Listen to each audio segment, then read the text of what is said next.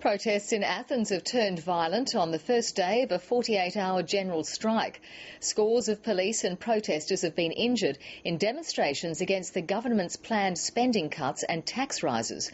Europe correspondent Emma Alberici reports from Athens. A heavy police presence was there to guard MPs inside the parliament, debating the $40 billion budget cuts, a precondition of a second bailout from the International Monetary Fund and the European Union. If the money doesn't arrive within the next 2 weeks, pensions and government salaries can't be paid. Why is this happening? And why are they asking for us to pay for the crisis, their crisis? How much can you take from people? I mean, somebody else also has to pay.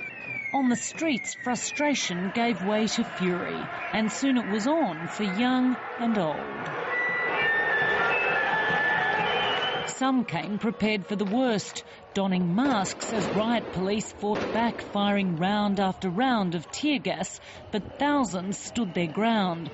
Syntagma Square reduced to a war zone as garbage bins burned, properties were attacked, and 2 broadcasting vans were set ablaze.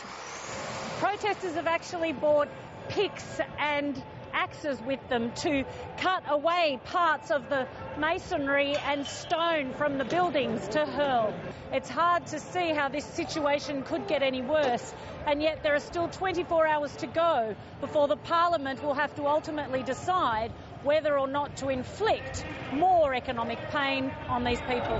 More than 20 people were arrested as running battles continued well into the night. The government made a final plea to the opposition to support the cuts or risk sparking another global financial crisis. Emma Alberici, ABC News, Syntagma Square, Athens.